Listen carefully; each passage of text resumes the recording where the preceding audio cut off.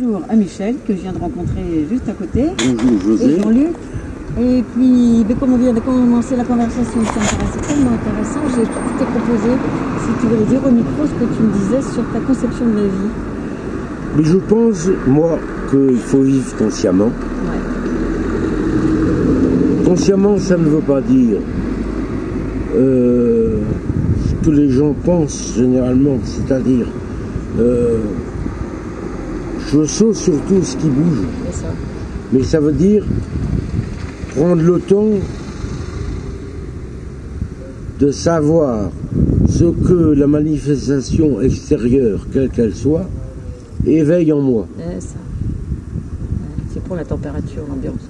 Oui, et ça veut dire aussi que ça dépend aussi de la capacité d'ouverture de conscience. L'ouverture de la conscience, chacun et chacune fait son chemin. C'est ça. Oui. Mais la conscience, c'est ce qui nous, au fur et à mesure, de plus en plus, nous rapproche de la prise de conscience. C'est ça. La prise de conscience, c'est savoir que je ne suis pas seul et que j'appartiens au tout. Un grand tout. Au tout. Pas seulement un grand tout, mais au tout. C'est-à-dire ce que je vois avec mes propres yeux, mes pauvres yeux limités, ce que je comprends avec mon propre sens de la compréhension, c'est-à-dire au travers d'un filtre qui est la programmation. C'est ça, oui, bien sûr. La programmation, c'est tout ce qu'on nous a mis dans le sifflet depuis qu'on est petit, depuis que nous sommes petits. C'est-à-dire, il faut faire, il ne faut pas faire, il faut être beau pour dire bonjour à la dame, il faut moucher, et on fait comme ça. Alors que la conscience, la prise de conscience, mais il y a une certaine indépendance dans la relation au tout. C'est ça. Ah.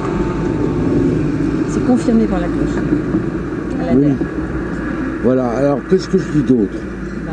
Que je parlais de la conscience qui nous entraîne vers cette révolution, voilà.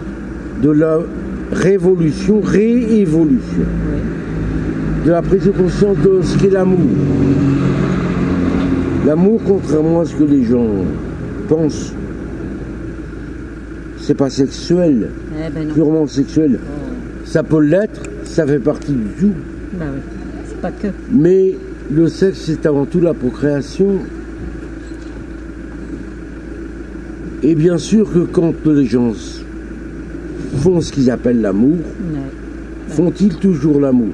C'est pas ce dont je veux parler et ce dont j'ai conscience en ce moment présent. L'amour, c'est comme le soleil, je dis souvent aux gens. Voilà. Ce que tu disais tout à l'heure. Oui. Le soleil nous éclaire et il nous faut, c'est nous qui choisissons de nous réchauffer ou pas. Mais l'amour est gratuit, purement gratuit. Il n'est pas conditionné à tu m'aimes ou je t'aime, tu m'aimes, je t'aime, tu m'aimes pas, je t'aime pas. C'est un état d'être. Un état de prise de conscience. C'est un état de prise de conscience. Et je parlais des préjugés tout à l'heure à ce sujet. Il faudrait que les gens, ce serait bien, de commencer à comprendre que le soleil se couche. Je parlais du soleil. Le soleil ne se couche pas. C'est nous qui passons devant le soleil. C'est ça. Oui, c'est ça. Et ben, bien sûr, Ben voilà, le soleil se couche, le rayon est toujours là. Ouais. Et je pense aussi que les gens devraient prendre conscience qu'ils sont sur un temps limité. Pour l'instant, Oui. le temps est limité. Mais ce qui fait et ce qui me notre organisme, notre corps, c'est pas limité, ça. Non. Dans le temps. La vie d'amour, c'est Ben oui, comme nous le concevons, la vie, c'est comme nous le concevons. oui, c'est ça, c'est toujours propre à chacun. Ça, c'est propre à chacun, selon son cheminement Ça. et selon son avancée dans la prise de conscience. Mais je voudrais dire aussi que nous voguons sur la Terre en ce moment à je ne sais combien d'années-lumière, Ouais. et nous devrions savoir. Et en avoir conscience. C'est ça que ça veut dire la conscience. La conscience, c'est la capacité de référence que l'on a pour communiquer et pour avancer des réflexions, avancer vers les autres ou vers l'autre.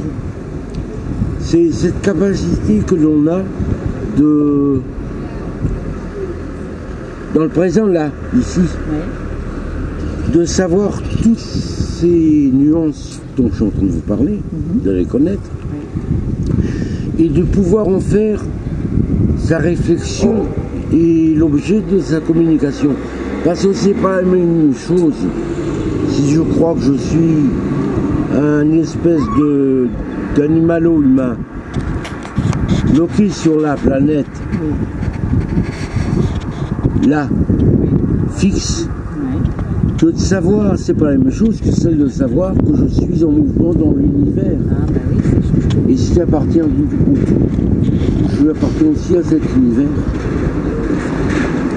D'ailleurs, tu es en train de nous parler de l'amour universel, qui serait, si tu voulais que tout le monde te rejoindre, cet L'amour état, universel ce serait pas sans mal. condition, C'est ça. sans aucune condition et appartenance à un groupement. Parce que l'amour universel est tellement universel, On est en train de l'incarner quand même. mais quelques-uns, quelques-unes, Oui, oui, ça vient. quelques-uns, quelques-unes. Ouais. Mais je pense que l'amour universel ne peut appartenir à aucun mouvement. Non. Et aucun mouvement ne peut revendiquer, prôner l'amour universel, quel qu'il soit. On est d'accord. Parce que l'amour est universel. Donc il appartient à tout le monde. Et il vient de chacun. Soit on l'a perdu de vue, soit il nous accompagne jusqu'au bout. Et je pense que oui, il nous accompagne. Merci de me Parce donner le qu'on n'y micro. croit pas. Ah oui. Parce qu'il est avec nous. Oui, c'est ça. Il est en nous, il est nous. Et puis il y a une dernière question que je voudrais poser, que je me pose, et à la fin, je tente d'y répondre. On dit toujours, je dis que nous sommes des animaux humains, Oui, c'est ça. Tu l'as dit tout à l'heure. en devenir. Ok. On prétend souvent qu'on donne la vie. Oui. Mais j'ai observé quelque chose. Quand un nouveau-né vient au monde, Oui. on coupe le cordon ombilical. Oui. C'est la vie qui se donne elle-même au travers de la respiration du souffle, des poumons. C'est ça. Donc qu'est-ce qu'on donne vraiment la vie? Ah bah oui, illusion totale comme le reste. La grande illusion continuera tant que les gens seront dans leur égocentrisme, dans leur narcissisme, et surtout tant qu'ils auront peur, C'est ça. comme l'animal, le côté animal. Bah oui. La peur, d'ailleurs disait mon père, n'évite pas le danger, Ben non. mais c'est vrai, j'en suis certain. Mais en plus, elle génère des craintes qui n'ont pas d'existence propre. Tout à fait. Et devenir libre, tout le monde dit, je veux être libre, ma liberté. Être libre, c'est se libérer de la peur. Mais c'est d'abord la peur qui nous habite, les peurs qui nous habitent, qu'on nous a infligées au cours de la programmation. Oui, on a le droit de les programmer et de les lâcher, hein. C'est ça. Mais on peut les lâcher, bien sûr. On est d'accord. Mais c'est pas aussi facile. Ah non, ça demande de la conscience, toujours pas. Quand on plie une feuille de papier, Ben, la si démarche. tu la déplies, elle a une marque. Ben oui, évidemment. Il faudra du temps Pour déprogrammer. pour déprogrammer. Mais si je peux servir à donner un encouragement, peu importe mon nom, peu importe qui je suis, Mais je suis perdu dans l'immensité de l'univers, comme toi, qui me regarde, qui programme. Mais fais confiance à la vie.